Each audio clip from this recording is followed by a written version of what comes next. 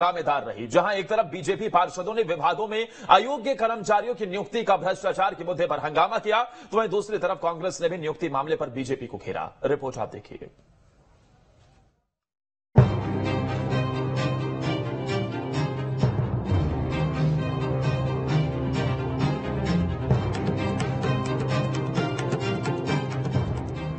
आगामी विधानसभा चुनाव से पहले अब नगर निगम में भी पक्ष और विपक्ष के बीच टकराव की स्थिति देखने को मिल रही है। सोमवार को ग्वालियर नगर निगम की कार्रवाई के दौरान भ्रष्टाचार के मुद्दे को लेकर जमकर हंगामा हुआ, जिसमें बीजेपी पार्षदों ने नगर निगम पर कई गंभीर आरोप लगाए। बीजेपी पार्षद अनिल सांखला ने आरोप लगाते हुए कहा कि नगर निगम के कई महत्वपूर्ण पदों पर ऐसे कर्मचारियों को बैठाया गया है जो उसके योग्य ही नहीं है।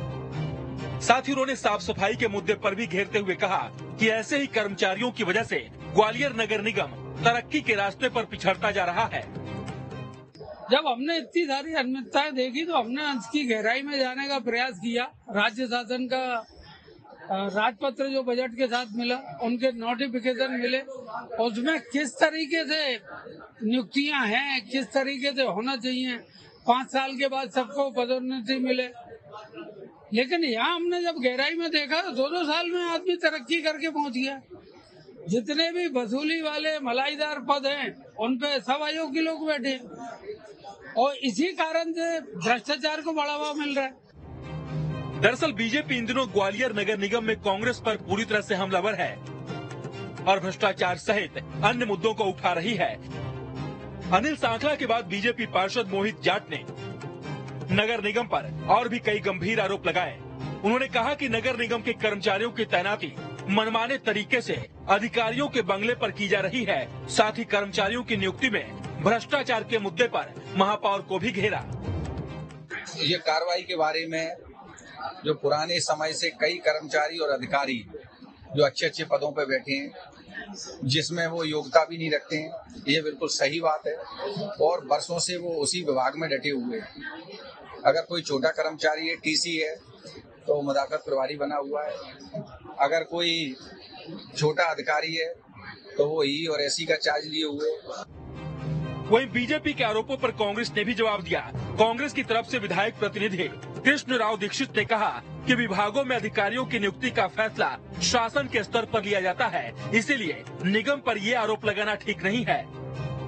वहीं नगर निगम के सभापति और कमिश्नर ने भ्रष्टाचार के मुद्दे पर कहा कि अगर ऐसा कोई मामला सामने आता है तो नियम के अनुसार कार्रवाई की जाएगी। तो महापौर ने उनकी नियुक्ति नहीं की है, उनकी नियुक्ति शासन ने की है और शासन ने उनको नगर निगम में भेजा है।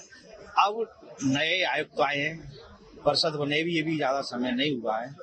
अगर इसमें अनियमितताएं पाई जाती हैं हम देखेंगे, और ऐसा लगता है कि अनियमितताएं हैं तो उनको अलग करेंगे, ऐसे लोगों को बाहर करेंगे, जो सही होगा उस पर अमल करके काम करेंगे। परिषद की बैठक शुरू होते ही ब्लू टेंडर और भ्रष्टाचार का मुद्दा गरमाया रहा। पक्ष और विपक्ष के पार्षदों ने इस मुद्दे पर एक दूसरे पर कई गंभीर आरोप लगाए, लेकिन जिस तरह से पार्षदों के द्वारा अयोग्य कर्मचारियों को बड़े पदों पर बैठाने का मुद्दा उठा, उसने जरूर अधिकारियों के माथे पर चिंता की लकीर खींच दी है।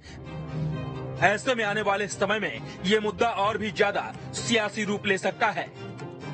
ग्वालियर नगर निगम की परिषद की बैठक में भ्रष्टाचार का मुद्दा उठाया गया। बीजेपी के पार्षदों ने आरोप लगाए कि नगर निगम में अयोग्य अधिकारियों को मलाईदार विभागों में पदस्थ किया गया है, जिसकी वजह से भ्रष्टाचारी हो रही है।